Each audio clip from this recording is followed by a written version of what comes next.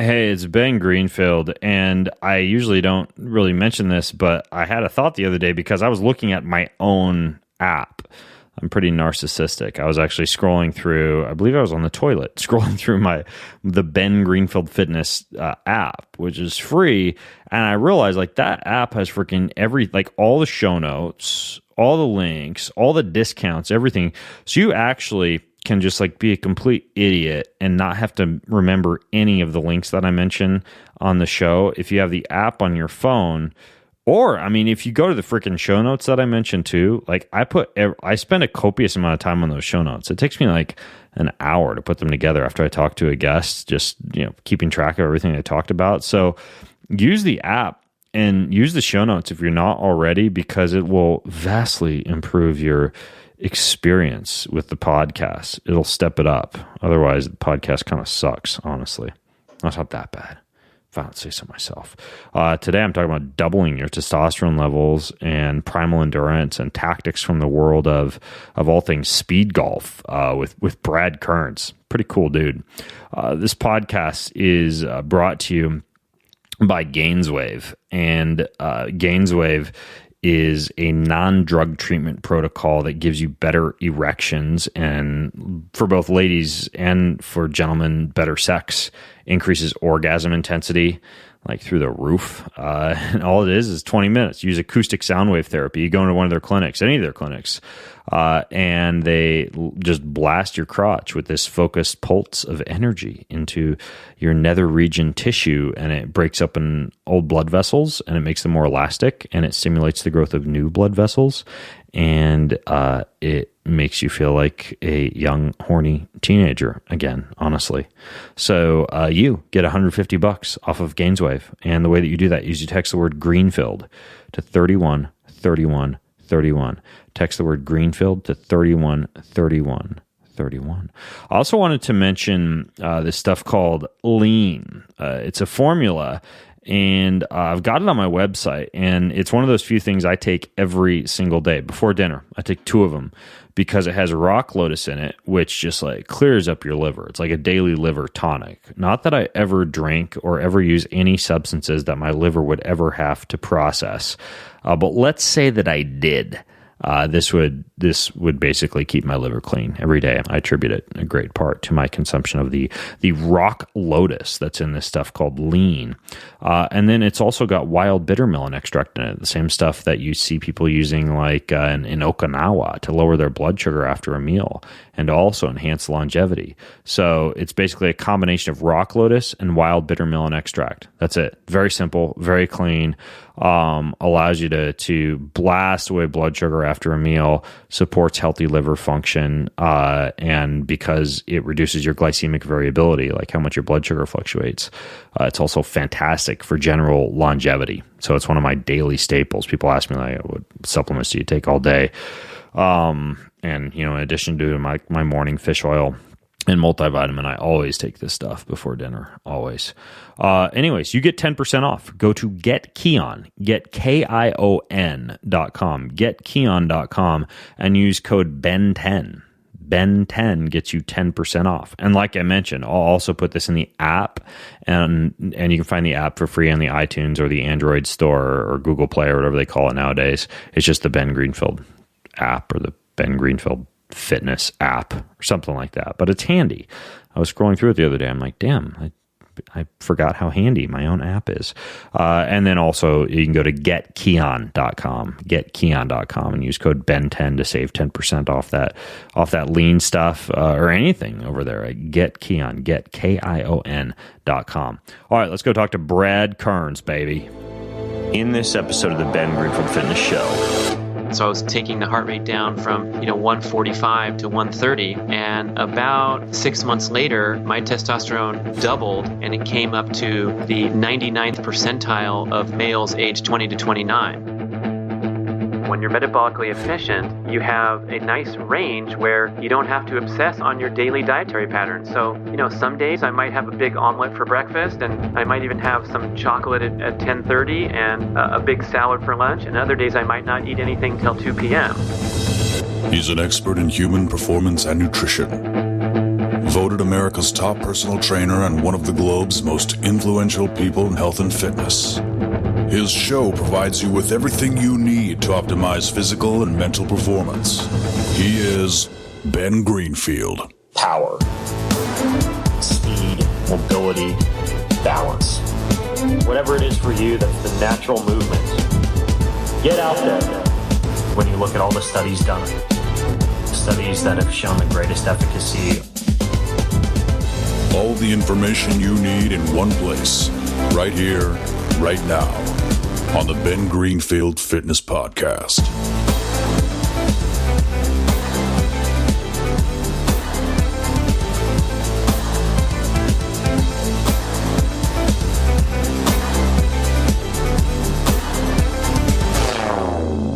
Hey folks, it's Ben Greenfield, and my guest on today's podcast is a guy I don't think I've hung out with since I was swimming laps with him down in a pool in Mexico at a special retreat down there put on by our mutual buddy Mark Sisson, one of these PrimalCon retreats. Where was that at, Brad? Was that Tulum, Mexico? The Dreams Resort in Tulum. It was my favorite of all the 9 PrimalCons because for the first time, I didn't have to worry about feeding everyone 3 times a day. And so the previous events, like all I did and all our staff did was like make smoothies in the morning, clean up, get ready for lunch, serve lunch, clean up, get ready for dinner. And, eating was a big part of PrimalCon. So when you go to these resorts, all inclusive. I mean, it was like, I remember going to the sushi place. I don't know if we hung out there, but, we went in, we ordered like a sashimi plate. And they served it, and we ate it, and we're like, can we have another one? And they're like, sure. Yeah. And they just kept serving us fish all night, everything included. It was like, I think we wore out our welcome by the end because we ate more than we paid. I think we were one of the few groups there, though, who was like between the meals, just basically hanging out on the beach, playing, lifting rocks, and sprinting. So we were practicing what we preach, eating copious amounts of food and training. So, and I actually want to get into like diet because I know you've done some new things with your own training, but I need to give you a formal introduction though, because a lot of you who are listening may not know that Brad's kind of like, one of the masterminds behind like the primal books that come out from marksdailyapple.com. They've got a whole publishing company that Brad is involved with. He co-authored the Keto Reset Diet with Mark Sisson. And if you're listening in, you may have heard me interview Mark about that wildly popular ketogenic eating strategy. We talked about PrimalCon, the health and fitness retreats around the world that he helped to put on. And he does a lot in terms of online multimedia educational courses too. He's even got a new one on endurance that we'll talk about later. But he also, this is where Brad and I kind of have crossed paths or at least have similar histories. He was one of the world's top ranked professionals in triathlon. He had like 30 wins around the world on the pro circuit. He competed for 9 years as a pro triathlete. He won the World Duathlon Series championships. He won 2 national triathlon championships. He was one of the last American pro males to place in the top 5 in the ITU World Championships. He holds the world record still for Hawaii Ironman for the 24 and under age division. So the dude has a pretty intense history as an endurance athlete, and now he competes in Speedgolf. And we're going to talk about that a little bit, but you basically play golf as fast as possible, and he's killing it there. He's winning a bunch of pro golf tournaments. He's one of the top competitors in the world. He's also a high jumper now. He went from being a triathlete to a high jumper, which I find crazy because I used to be able to dunk a basketball before I competed in triathlon. I totally lost my vertical. So I want to hear how you got it back, Brad. So we'll delve into that. So now he's a top ranked high jumper too. So the dude's got it going on. Brad, welcome to the show, man. Oh my gosh, I think you just set the record for the most glowing and spectacular introduction. And most people will just read the bio that I wrote very cleverly, and I fall asleep in the middle of it. But I get it. What an honor to be on the show, man. I appreciate it. And we have so many topics to talk about. We're just going to hit this thing hard. Dude, I'm actually stoked. So you got to tell me, and everybody listening, how the heck does Speedgolf work? Oh, my favorite subject. You're lighting me up right out of the gate. And it's such a wonderful sport. It's a very underground, grassroots sport. Not many people even know about it. But it's pretty simple. They have a tournament competition where you time yourself on the course. You're running from shot to shot, carrying just a handful of clubs, and they count each minute and each stroke, and they add them together to get a Speedgolf score. So my best performance in my life on the pro circuit was third in the California Speedgolf Championships early this year, and I shot a 78, and it took me 47 minutes. So you add those together, and that's a 125 is my Speedgolf score. And so what would be a normal score on that course if you weren't playing it super quick? Like, what would be a good score? Well, that's the crazy thing, is that the Speedgolf gets you into this zen-like, blissful state where you're just reacting to what's in front of you. You're not thinking and getting overly analytical like so many golfers, where they sit there and they look at the wind direction and they model these pro players on TV who are so good and have such precision, and they get too much into their head and they make mistakes. So when I'm running through the course, I actually play just as good, or just maybe a little bit worse than if I'm taking 4 hours with all my clubs. I only carry 5 clubs, and I'm running at a pretty aggressive pace around the course to finish in 45 minutes for a regulation championship 18-hole course. But that day that I went out there and shot 78, I can't do a whole lot better than that, even on a good day of a regular golf round. And so that's the beauty of it, that most people that participate, they find they're just free swinging and the tension is gone, and they step up to a long putt, which, you can't prepare or rehearse very well for a long putt. You just have to feel it in your body and stroke the ball. And that's where it's so much fun. And you also get a great workout, unlike, the sport of golf is no workout. So I like to go out there before sunset. Well, I get bored during golf. That's what I was going to ask you. When do you actually hit the course to where you're not like annoying people and just playing through the whole time? Yeah, that's the thing. It's not a very social sport, because you got to play basically by yourself, because you don't want to hit your partner in the head, because you're going at a high rate of speed, and then you have to wait till the course is empty. So what I do is I go like a half an hour before dark, and most of the people are gone, and that's when I'll go off the first tee, and I'll shuffle along, and I'll make a quick 9 holes in 30 minutes, and then it gets dark. Or, in the tournaments, we go off obviously first thing in the morning, and so once you're launched off the first hole, the regular players can tee off all day long, but we're done and having breakfast in under an hour. So that's like one of the best parts about it. And you still pay the normal course fees, right? If you show up and you play it just as quickly as you're playing it, you will still pay your full 18-hole fee, but you just kind of show up either before everybody else does or as everybody else is finishing. Correct. And you're also taking care of the course. This is not like crazy hockey puck golf. Remember that each stroke counts the same as a minute on the course. So in a minute, I can run 325 yards, which is the length of an entire hole. So if I miss a short putt by being careless or rushing, I just lost myself, a massive amount of time that I can't hardly make up running. So you really have to play good golf. You have to get, shooting near par to compete against these guys that are top on the world circuit.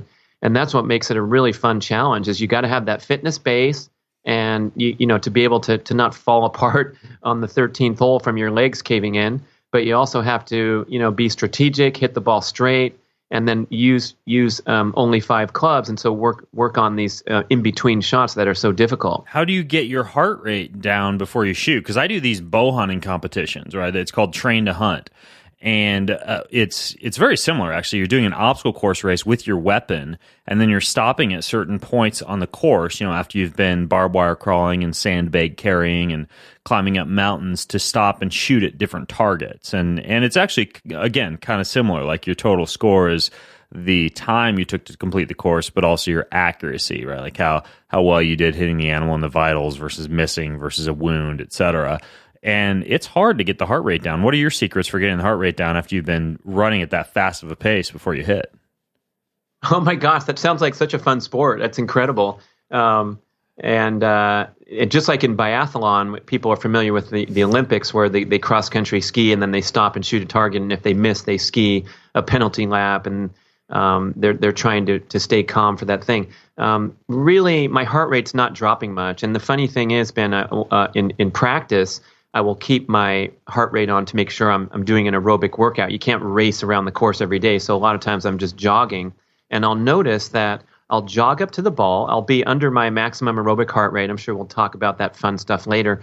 So I'm under 130, and then I'll stop, get my club, swing and hit the ball, and my beep will go off. In other words, the act of swinging and hitting a golf ball elevates my heart rate higher than it was when I was jogging the 250 yards to go get my shot. Oh, wow. So you're basically in, it's kind of a, for me anyway, it's pretty much of an anaerobic threshold, effort there for 45 minutes. And some of the guys that are better players than I, that are true par golfers, they will take that little extra beat of time because they know that they can hit that chip, within 3 feet instead of 6 feet. That's what we do for the train to hunt competitions. Is you take the extra 15 seconds to let the heart rate get down slightly, and to get your aim to the point where the pin's not moving around too much. And usually, the time it takes to do that is well worth, compared to taking a poor shot.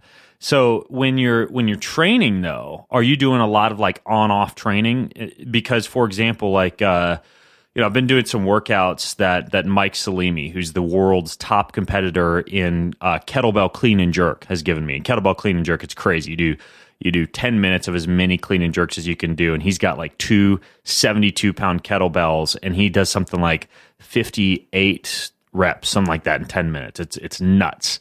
Mike Salimi is his name. And I asked him, I'm like, hey, I want to try out some of your workouts, see how you work. And it's very interesting. He'll do like high intensity kettlebell swings, or kettlebell snatches, or kettlebell clean and jerks.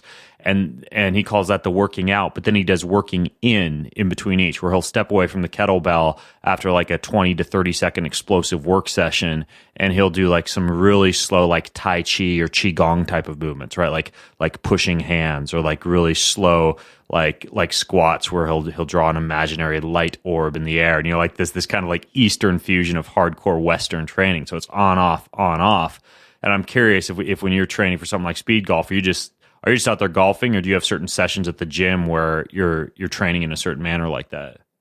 Yeah, it's interesting. I mean, it's such a question for athletes in a variety of sports to ponder, and how to put the pieces together to make really the sum of the parts in training better than the whole. And I remember, back in my triathlon days, I started so long ago. I'm not even sure if those results still count. Like, can I still call myself a triathlete? It was a distant memory now. I don't feel like a triathlete, but I'm glad you recited those, because the older I get, the faster I was. That's one of my mottos. But anyway, when you're training for that daunting challenge of 3 sports, you kind of we had this mentality that the more mileage we could accumulate, that would be the secret to getting the highest performance level. And now we're getting a little more sophisticated and rethinking some of these things in how we train. And particularly, I think the importance of recovery and just taking time where you're not actually swinging the club every single day, because the nervous system sometimes copes with information during rest periods. And so you're actually becoming a better golfer on those 3 days that you didn't touch the club, because you're coming off a binge of playing a lot or hitting a lot of balls, and then it rains or it snows and you're sidelined. And then I find many times I come back and I have this refreshing kind of perspective, and my body's working better than it ever has. And the things that I was working on before and stuck on, like I wasn't getting my hips through quickly enough, and then everything was just grooving because of the ups and downs of the general training pattern. So I'm a big fan of that. Same with swimming. I remember there were guys on the circuit like Ken Glaw who swore that if he missed one day of swimming, he would lose his feel for the water. And I found sort of the opposite. It might be an individual thing, but I'd find that I'd jump in the water after taking the weekend away from the pool and just have a little more spark in my step. Same with high jumping, which you mentioned in passing. And I've discovered that the harder I train for high jump at my age, I'm 52 now, the worse I do. And I'll pull a muscle, or I'll just start to regress in my performance if I look over, a 4-week period where I'm getting out to the pits with more frequency because it's the proper weather or whatever. Right. And, the explosiveness required to jump and leap over a bar where it's a single, it's a 1 rep max to get off the ground and clear a bar that's near the height of my head. It requires so much, downtime where I'm just taking care of my body and perhaps jogging or doing these basic fitness routines where I'm not I'm not torching my legs with heavy squats or that stuff. Yeah, that makes sense. I mean, that's just like basic periodization, really. But like, I'm curious about the actual training session itself. Like when you're training, I don't know if you do train aside from just like playing golf, but when you do train, do you have like any special ways you're training your body in terms of like on off or intervals or rests or special tactics or breathing techniques that you use to kind of get your body to go hard and stop and recover quickly, and then go hard and stop and recover quickly? Not really. I'm going to give you my Lance Armstrong answer when I asked him about his mental training techniques, and he said, "Nah, I just go out there and hit it hard, and I prepare, and that's my mental training." And the same for me. Like, I go out there and I play speed golf, but the one thing that's I think relevant and important to everyone is that when you're training, you want to have it to simulate your competitive experience. So you want to be kind of associating with what you're doing rather than solving work problems. And so when I go and play golf and I have a 1-foot putt, to kick in, which, most golfers just give it to the player. They say that's good and you pick it up. That 1-foot putt, I realized and learned over time that I have to take that very seriously and pretend that I'm in a competitive tournament for the world championship. Because if you don't allow your nervous system to, have significance and consequence, your practice will not translate into results. And Christopher Smith, my speed golf guru up in Portland, Oregon, one of the top golf teachers in the world, and also one of the greatest speed golfers of all time, if not the number one speed golfer in history, he is really big on this concept called context specificity. So that means if you're out there with your bow and you're calling it a practice session and you're indiscriminately firing at things and playing with different finger positions, that's not really a simulated competitive experience. And they've even done studies like on the practice putting green on the golf course where a guy who's trying to make 10 3-footers in a row, let's say, thinking that's a really relevant practice session, different parts of the brain will light up from when he's on the 18th hole trying to sink that 3-footer to win the $20 bet. It's a completely different nervous system experience because you're giving yourself no consequence and allowing your mind to wander or whatnot. So I take every single putt and every single shot really seriously when I'm on the golf course. And of course, on the range, you're working on stuff or you're looking at your left wrist and listening to what the pro told you. But, the golf course is like a sacred place. So I don't give myself any putts or hit any goofy shots for the sake of entertainment value. Right. Every shot counts. That's like what I do with the train to hunt stuff when I'm in season is I only take 10 shots a day. A lot of people are shooting like 40, 50, 100 times a day, but every single shot, I pretend it's an actual live animal that will suffer if I don't kill it. Right. Wow. And so I go straight for the vitals every time, every shot. I breathe beforehand. I focus. And, it's kind of like what you just alluded to, right? You paint actual consequences for yourself when you have to combine things like, accuracy and fitness. And, some of that too comes from having been a tennis player. And that was something I want to talk to you about because when I was in college, dude, I was a tennis player. I could dunk a basketball.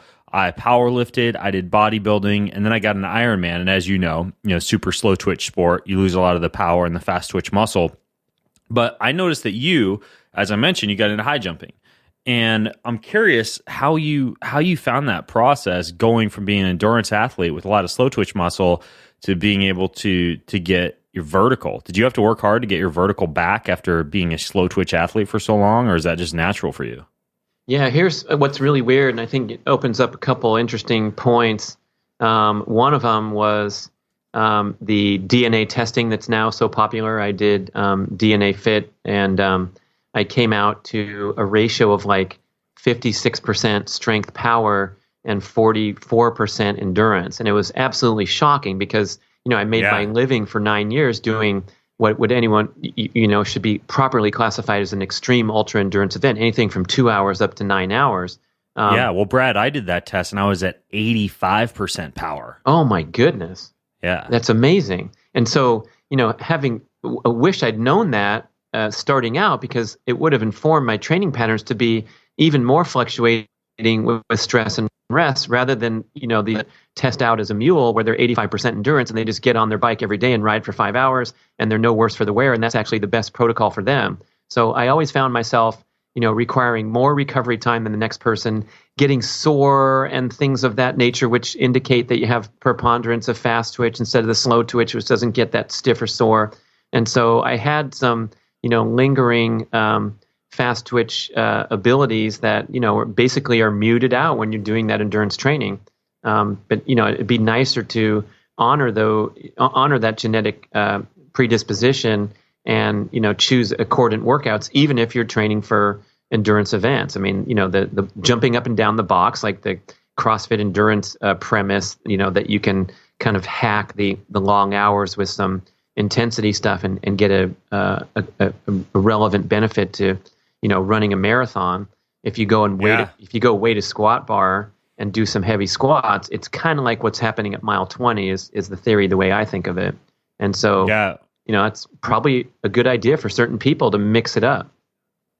I'll put a link in the show notes for people to this paper and this DNA Fit website, but they published a really interesting genetic-based algorithm for personalized resistance training where they found that when you get your fast twitch, slow twitch muscle fiber tested, you train based on that, meaning if you're slow twitch, you do higher rep, lower resistance, more endurance and aerobic work, and if you're fast twitch, you do more power and fast twitch based work.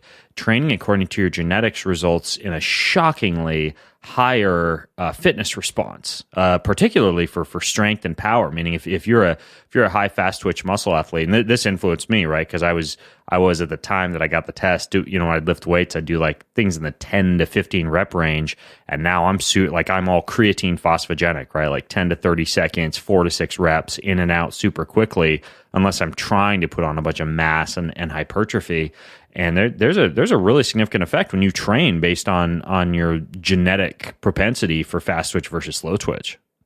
Yeah, it's fascinating. And Andrew Steele, the guy who got me involved with DNA Fit, he's one of their principals, and he actually was an Olympic 400 meter runner. He made the semifinals in Beijing, running 44 seconds for 400 meters. But he tested out with a high percentage of endurance fibers also. And the interesting thing for him was, he made the semifinals in Beijing, ran 44 something, and then decided that, to break through and go for the gold in his home Olympics in London, he would start adding more explosive training, because that's where he was kind of falling short, was out of the blocks in the first 100, and he was known for a guy with a great kick down the home straight because he had that amazing endurance. And all he did was destroy his body with adding on the explosive training that the next athlete might benefit from. And that's when he found DNA Fit, and they said, dude, look at this. And so, even at 400 meters, which is an extremely, high intensity, rapid fire event, guys with endurance genetics can excel, but they have to adapt their training accordingly. So to answer your question, since I'm not doing a good job so far, I'm more rambling and having fun, but, my high jumping, first of all, I don't have many hops. So if you search YouTube and, look at Brad Kearns high jump, you will see a guy with, I think, pretty darn good form. I can bend over that bar, but I don't have that explosive jump. I could never dunk a basketball nor a golf ball. But it was, such a fascinating event to try to gain competency in and improve that technique with whatever jumping ability I had. So I'm mostly relying on, the timing and the rhythm of, getting a proper run up, because it is probably the most complex event in track and field, because you have an angled run up and you're transferring, out of a vortex and trying to jump over a bar. It's a fascinating challenge. And, I was never good at it. Like in high school, I was probably good for a girls varsity athlete, but not for guys, because I was a skinny. So for you, it was more about just form, more than it was some special tactic to increase your fast twitch muscle fiber after finishing with triathlon. Yeah, and all I noticed was, not being a guy who's competent with fast twitch training or explosive training. I made that mistake, kind of the endurance athlete mentality applied over to high jump, where I can take 20 jumps in a practice session, no problem. And even sometimes I've had my 20th jump be my best. And if you talk to a real high jumper, get a real high jumper on the show, they'll say, 7 jumps and that's it for a practice session. And then your legs are trashed. And that might be a really explosive athlete, that can jump 7 feet, that might be true for them. But I realized like applying that endurance mentality to a peak performance goal that was high intensity in nature, you really have to be patient and just not hit it hard very often and allow those workouts to absorb and benefit over time. But it's, Usain Bolt talks in his autobiography about being lazy and flaking on workouts and all this commentary, self-reported commentary. And I remember Malcolm Gladwell brought this up too. It's like, okay, wait a second. This is the greatest human athletic specimen that we've ever seen in our lifetime, the fastest human being to ever walk on the planet Earth. And he's reporting that he flakes on workouts and he's lazy. Maybe he's onto something. In other words, maybe most of the athletes in the world are perpetually overtraining in most every sport, including track.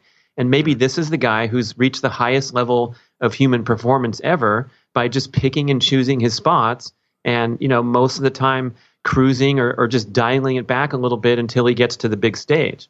Right. It's that concept of slowing down to go faster. And I know that's kind of part of the way that you train and what you and Mark actually preach. And for you, for speed, you talked about how Speedgolf is just like balls out for 45 minutes. Are you really, for most of your training sessions, just going out and going slow? And if so, kind of a two-part question here, how are you quantifying how slow to go? Yeah, good one. If you're an endurance athlete, pay special attention, shoot it down from 1.5 speed down to regular speed, because it's a really important concept for everybody to learn. When you're in this game for a long time, you realize that type A competitive instinct, the willingness to suffer, and all these things that we bring to the table as endurance athletes, because who the heck is attracted to a crazy event like an obstacle race or an Ironman or a marathon than someone who's got that, that predetermined sort of suffer gene.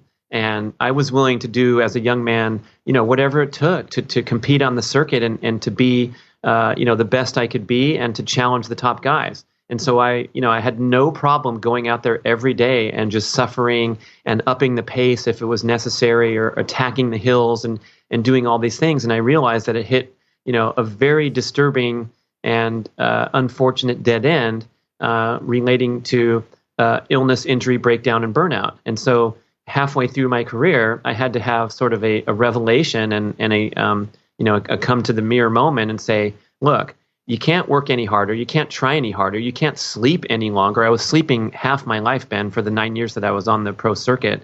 I slept 10 hours every night faithfully, and I had a 2-hour nap every single afternoon. And if I missed my nap, I was cranky, and my swim workout suffered in the evening accordingly. And so, it was an all-in proposition. But I had to learn the hard way that slowing down is a gateway to improving your aerobic development, improving your ability to metabolize fat for energy out there on the course, and all the things that you've been a pioneer and a leader in recent years, and calling attention to the importance of that. But when you slow down, you allow your body to progress with fitness without the interruption of the stress response and the high stress of workouts that are even a little bit too hard. And I talked to Dave Scott on my Primal Endurance podcast recently, and he made this great quote of "kinda hard." And so think of that in your head when you're going out and doing these kinda hard workouts. Those are the ones that over time will bury you, because they're just stimulating the stress hormones. They're exceeding your aerobic limit so that you're burning a greater percentage of glucose rather than fatty acids. And all these things contribute to a high risk of decline and regression in fitness or immune response. And then secondly, you don't become as competent at burning fat. So over time, if you're out there for 1 hour, 2 hours, 3 hours, whatever, you're going to get beat by an athlete who has a superior engine that can burn that abundant fuel source rather than the precious fuel source that's glucose. So how are you quantifying it? Well, how do you know which heart rate is kind of like your money zone to train at in order for you to go slow to get faster?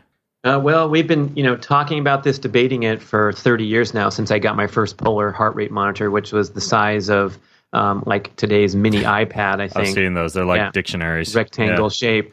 And we're really strong on the pioneering work of Dr. Phil Maffetone and his very, very simple 180 minus age formula, which is 180 subtract your age, and that's your aerobic limit in beats per minute. So if I'm, let's say, 50, I'm lying if you listen to the show carefully, but for argument's sake, 180 minus 50 is 130 beats per minute.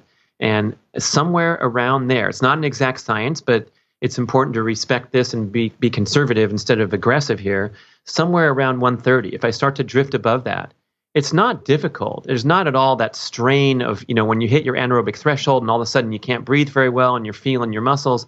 It's really imperceptible. But somewhere around there, you start kicking into a greater percentage of glucose being burned. So you're spiking glucose metabolism and your fatty acid oxidation has peaked around there, and then it drops on the graph if you're envisioning a bell curve. So you're burning more calories per hour the faster you go, obviously, but you're changing over from predominantly fat to more and more glucose.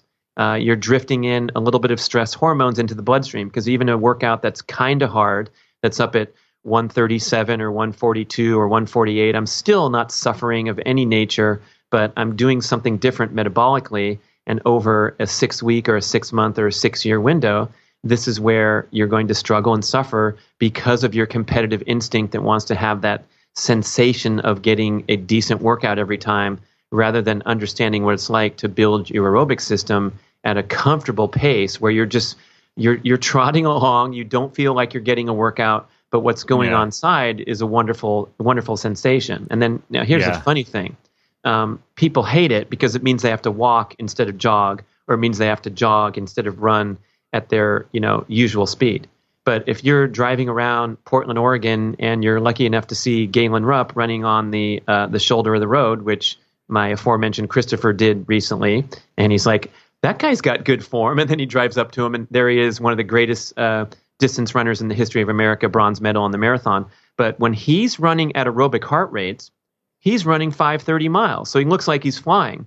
So we have this image of the elite athlete pushing themselves really hard every single day and running 5 minutes and 30 seconds per mile. But for him, that's the same as a jog walk for the average person who's out there pursuing these competitive goals. So you have to get in your mind that it's all relative, and your maximum aerobic heart rate, whatever it is, if it means that you have to brisk walk instead of jog for a while, that's your ideal training point to build your aerobic system without the interruption and risk of breakdown. Yeah, it's very similar to what I talk about in my book, this concept of polarized training that you see most of the top, especially endurance athletes in the world doing, which is about 80% of their training done at this very low frequency, and then about 20% done at a very, very high intensity. And that's actually where I think, Brad, most people listen to stuff like this, they make the mistake of their easy sessions, actually dialing that in, figuring out the 180 minus your age. I mean, like none of that is too hard to figure out.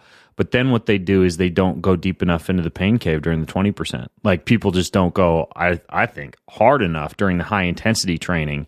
For example, like in many cases, I'll be walking during the day on my walking treadmill. I'll be getting chores done outside. I'll be just doing all this low level stuff to count as my aerobic training. Because frankly, I just don't have that much time to train, right? So all my aerobic stuff is just life. And then when I hit it for 20 minutes or 40 minutes or whatever my workout is for the day, I hit it frigging hard. And what I find, because I coach some people, I look over their data, they'll do like their aerobic stuff pretty well. They'll do a decent job staying in that zone, staying conversational aerobic, playing by the rules. But then when it's time to do the interval training session or the harder stuff, they'll maybe hit their lactic acid threshold, right, where the muscles are burning and you're breathing, but you're not deep in the pain cave. Or they'll be, like what we might call a zone 3 or a zone 4 heart rate versus a zone 5 or a zone 6.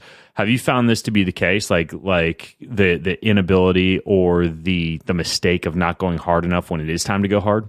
Yeah, I'm glad you brought that up, because first of all, like, the routine you describe sounds so freaking fun and so much more exciting and inspiring than going out there and going kind of hard day after day and just beating up your body and torturing yourself. So the concept that just walking around and living an active life can get you fit is now scientifically validated, that your aerobic system is getting developed even when you're at a walking pace, even if you're a fit athlete. So it totally counts toward your score as an athlete. And then having, to summon that competitive intensity and know that you're going to hit it hard, but it's not going to last forever. It's going to be, 18 minutes of good stuff. and then you're done, to me, it's just so much more easy to motivate for and celebrate after, rather than the image of struggling. So I find that's the case with a lot of people. Andrew McNaughton talks about this too on our podcast a lot, where he's coaching people and saying,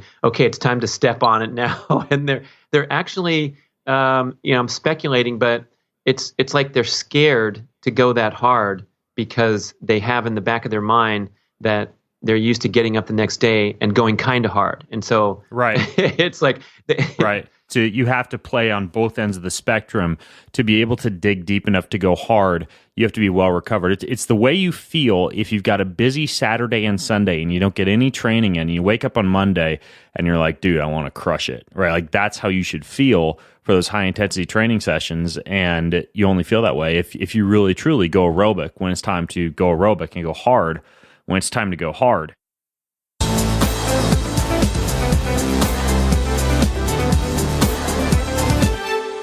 Hey, I want to interrupt today's show to tell you about the sunshine in your pocket. And I have to talk in a really happy, annoying voice when I talk about sunshine, because you can't talk about sunshine and feel depressed.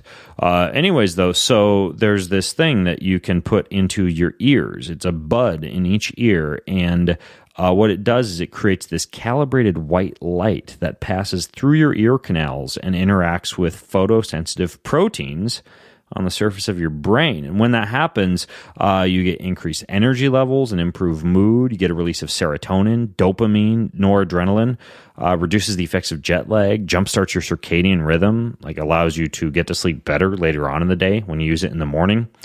This device does everything except your laundry. It's called the Human Charger,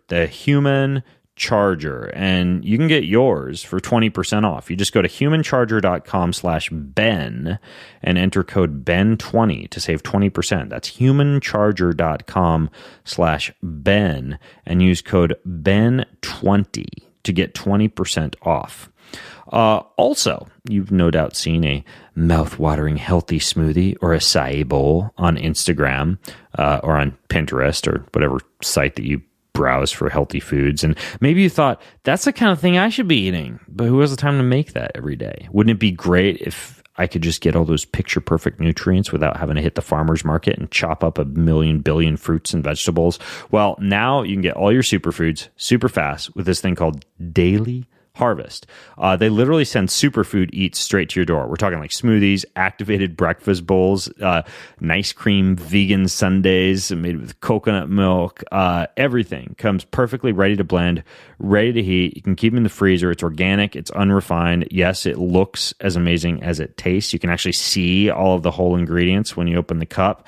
And they freeze all of their ingredients at peak freshness, which seals in the nutrition value. And then preparing each of the cups that they send you is super easy. It's insanely easy. You just add water, or if you're feeling fancy, you can add like coconut milk or almond milk, and it's ready in 30 seconds, literally. And you don't even have to go to a super expensive juice store or the smoothie store or make up your own recipe in your blender. It's actually really, really cool. You guys have got to try it. It's delish. Go to dailyharvest.com, but it's daily-harvest.com, right? There's a dash between daily and harvest. So you go to daily-harvest.com and you get 3 items free when you get your first box. And the way that you get that is you use promo code BEN. So you go to daily-harvest.com, daily-harvest.com, and then use promo code BEN and enjoy all those tasty cups that are coming your way now.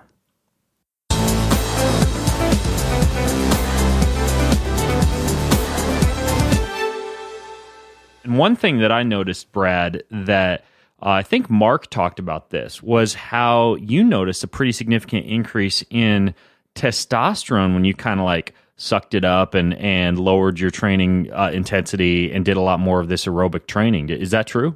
Yeah, it was wild. I mean, it was a trip. And I think and now I can give a plug for, I have a little blog that I don't pay much attention to, but I did write an important article about, testing and coming out in the below the normal level of free testosterone, the important one, the circulating testosterone, and I was below the range. So I was a clinical hypotestosterone person that was a candidate for replacement therapy and all that crazy stuff.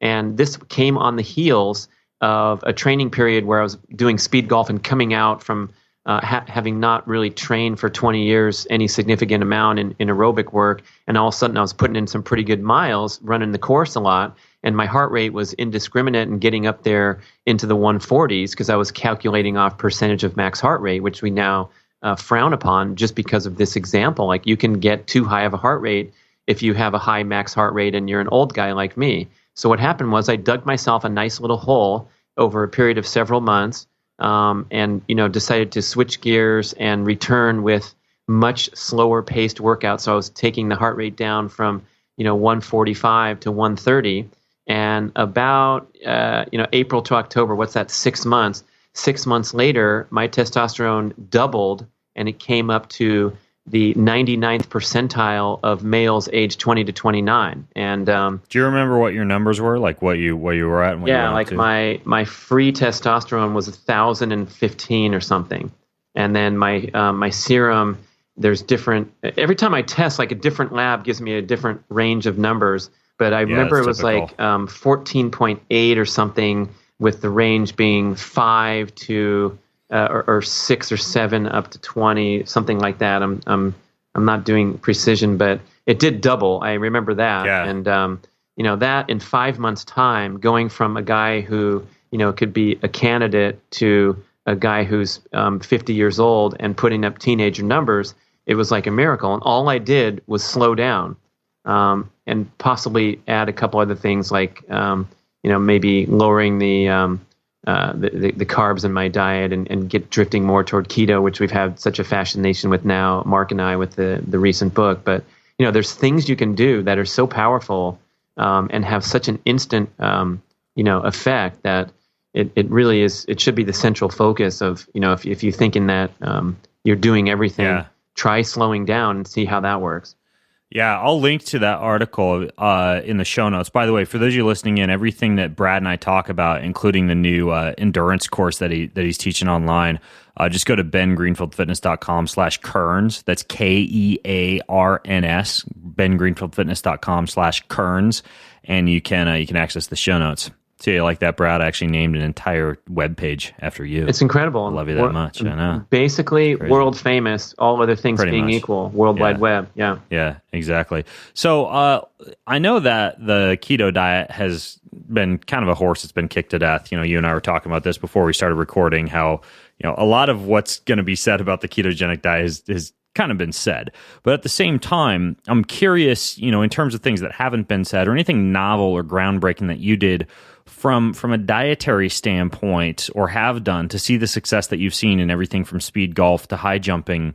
What have you learned and what have you done when it comes to any nutrition or supplementation modifications you've made that you think people should know about if they're already kind of up to date on, becoming a fat burning machine or eating a ketogenic diet, for example? Yeah, now we're getting into some fun stuff, and we spent so much time obsessing on this. Mark and I working on the Keto Reset Diet project, and I know, like, before we got on the air, you said, "I'm so sick of talking about the ins and outs of diet. Let's talk about other things." Right. And it's like, yeah, I mean, don't get me wrong, I appreciate it, but I hate, for me, if I'm listening to a podcast, I hate to hear the same thing said that I heard on 10 other podcasts, right?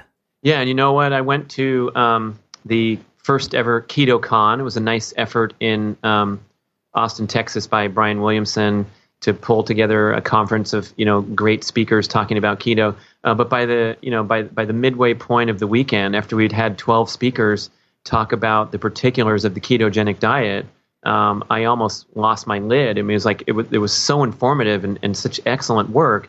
But at a certain point, it's like you have the concepts down. You're either going to implement them or not. I gave a motivational talk called Get Over Yourself and how we suffer from obsessive self-importance. You can look for it on YouTube because it was just kind of trying to shake up the room a little bit. But there's some important points there that if you can definitely get too deep into this, you can get too obsessed with it. You can create psychological stress on the idea that you're not adhering to your stated goals, and we don't even know what the relevance is. But back to the topic of your question, one of the things that's really hot on our minds right now is, are there different paths to follow based on your answer to some overarching questions. One of them is, do you have excess body fat that you'd like to remove or not? And if you answer yes, we're going to sort of take your hand and lead you down a different path than if you say, no, I'm good. I just want to delay aging, jump over the high jump bar, and kick some butt in speed golf. There's possibly a totally different set of questions and answers and trials and errors that you're going to go through.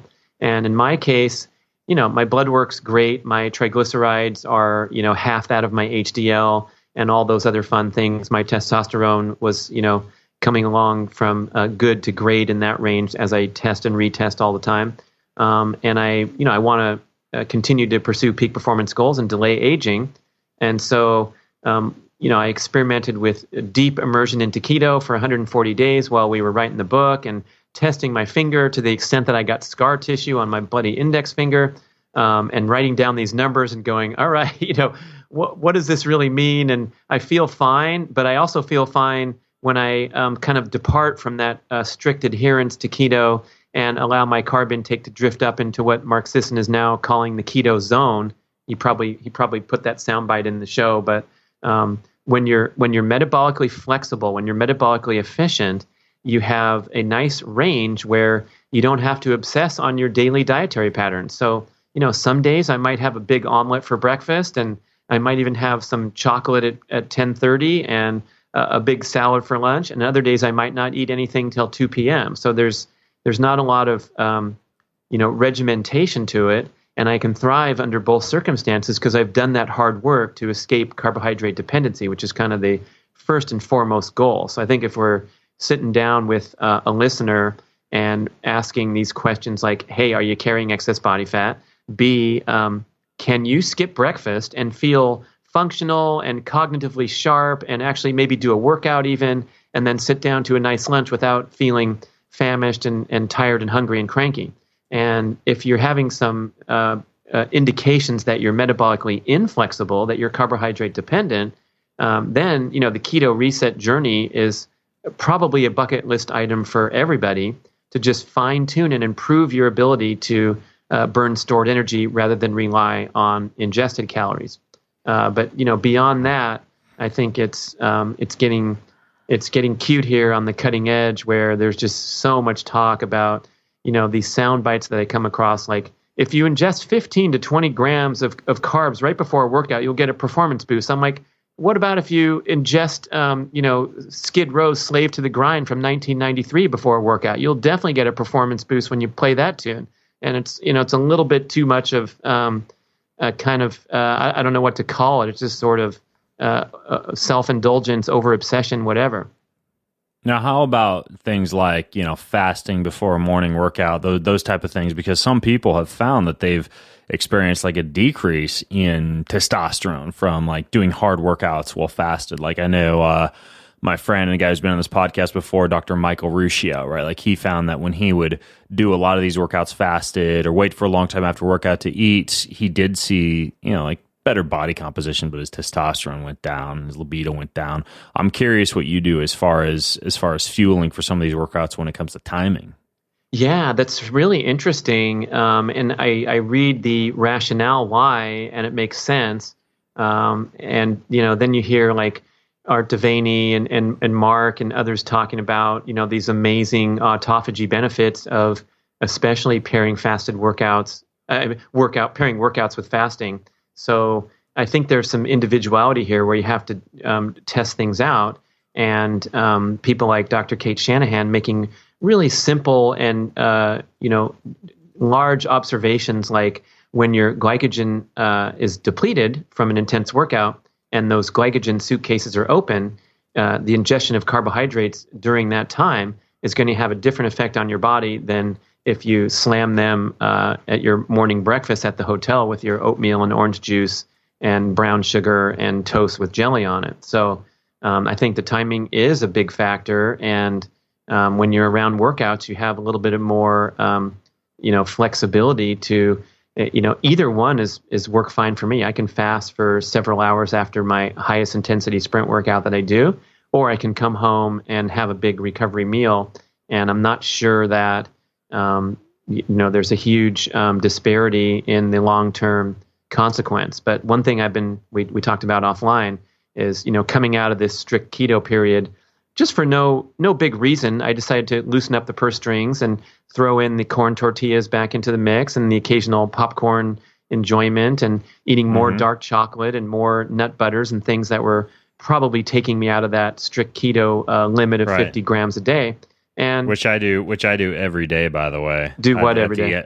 At the end of every day, I just eat whatever I want. I mean, that's good, nice. good, right. clean food. But my body feels amazing. I sleep better. My testosterone stays elevated. So yeah, at the end of every day, unless it's a super easy week or unless I'm traveling and sitting on a plane all day or whatever, like whatever my wife puts on the table, if it's like a freaking giant ass grilled cheese sandwich with tomato soup on her sourdough bread with some parsnip fries on the side and a big glass of wine, like I'll go total carboholic in the evenings, especially.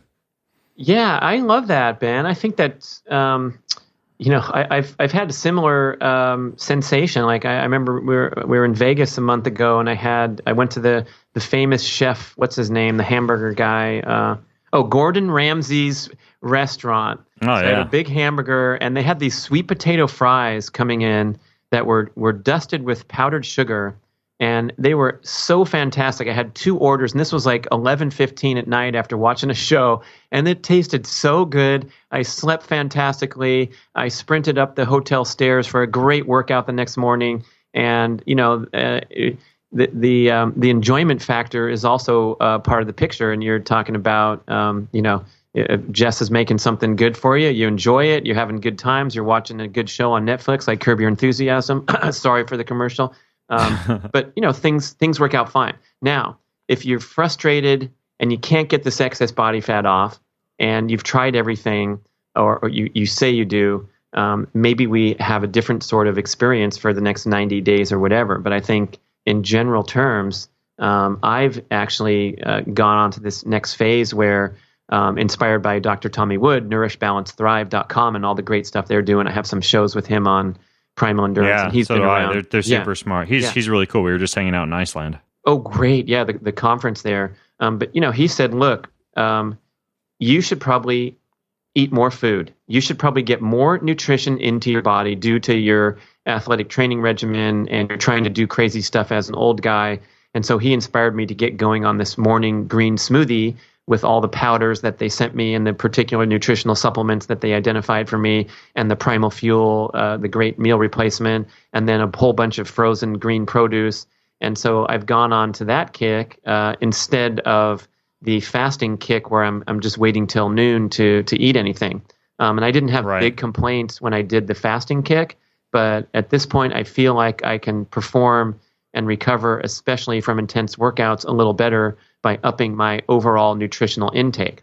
Yeah, that's exactly what I found was doing that big morning smoothie, versus I can't get by like with the whole like cup of coffee and ketones thing unless I'm not training, right? But I hit it pretty hard, and I like to have me a good sized breakfast. Although this morning was an exception. I had to I do a lot of these blood tracking tests, and so I had a test this morning. I had to drive to the Quest Labs to get done, and so I was running tight on time for the podcast. And this is what I'll occasionally do: is I'll just make a cup of coffee, and I usually do decaffeinated coffee just because I don't really get too far down the caffeine bandwagon. But like this morning, I blended up my coffee with some coconut manna and some almond butter and a couple of scoopfuls of like this dark drinking chocolate and some chaga mushroom.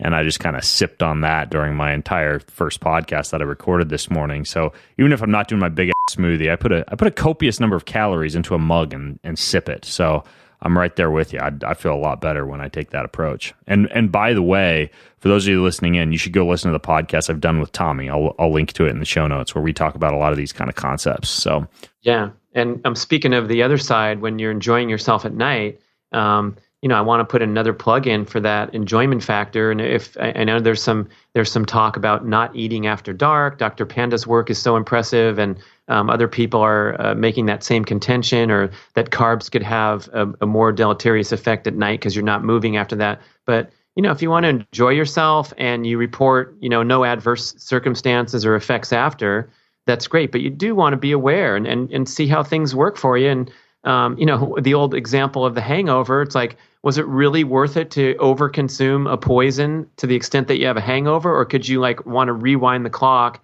and stop at that second drink and have a lovely old time without the adverse side effects? Yeah, I absolutely agree.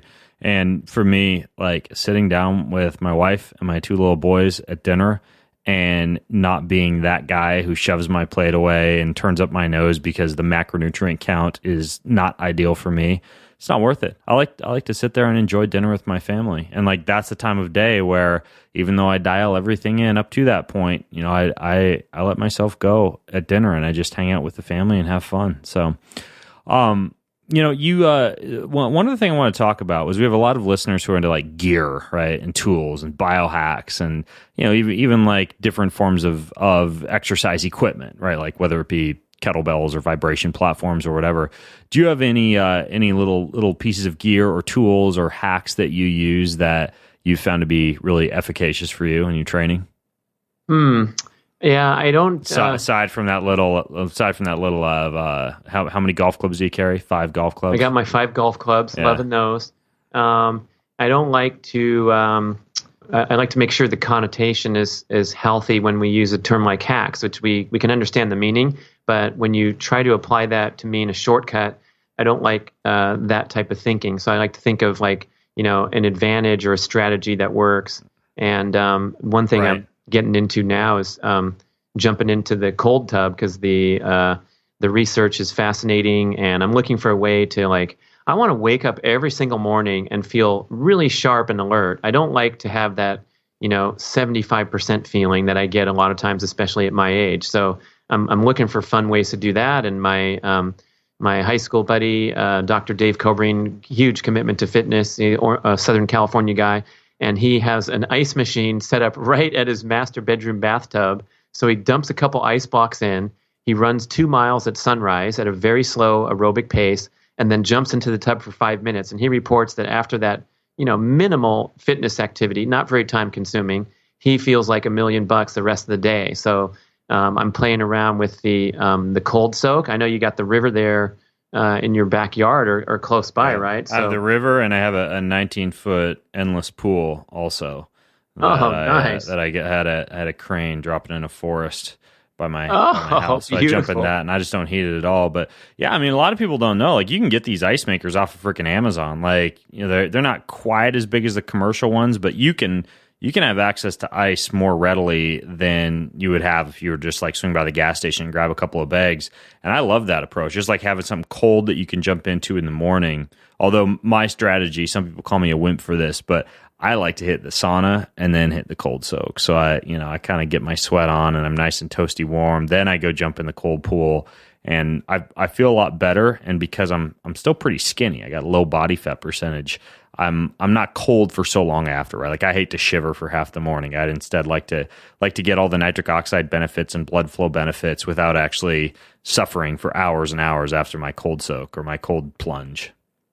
Wow, that sounds fun. I wouldn't mind trying that too. I mean, the shivering is definitely a concern for me. It's happened a couple times, and I'm like, is this good for me? I can't remember. I know there's something about brown fat where you're shivering and you're doing this and that, but it is. But it's just annoying. Like, it gets distracting when you're trying to get work done. All you think about is staying warm. So I'll occasionally throw on that. They make like vests. Like the company Cool Fat Burner makes like a vest that you can pack ice into and wear during the day, and you can take that on or off, and then kind of warm yourself up after you've taken it off. But yeah, ultimately, I draw the line when it comes to just like shivering for hours, unless I'm getting ready for an event where I have to do that. Right, like I did the Spartan race back east, where it was 38 degrees below zero for like 3 days in a row. And I did like a full month of just like super cold stuff leading into that. I even got weird looks from my neighbors because I'd go on these underwear runs through the snow with just my, with my shoes on and my underwear and a little beanie cap and some gloves. But I don't do stuff like that unless unless it's sport specific, right? Unless there's an actual event coming up where I need to use those skills. Right, you got those hormetic stressors, that have a positive end benefit, but if you're in the cold too long, you have the opposite effect, and you catch a cold. So it's tricky, fun stuff to play with, and Yeah, I wouldn't mind that reheating on the other end. So if anyone listening is in the hot tub business and you want to sponsor Ben and I with a get a sauna, dude.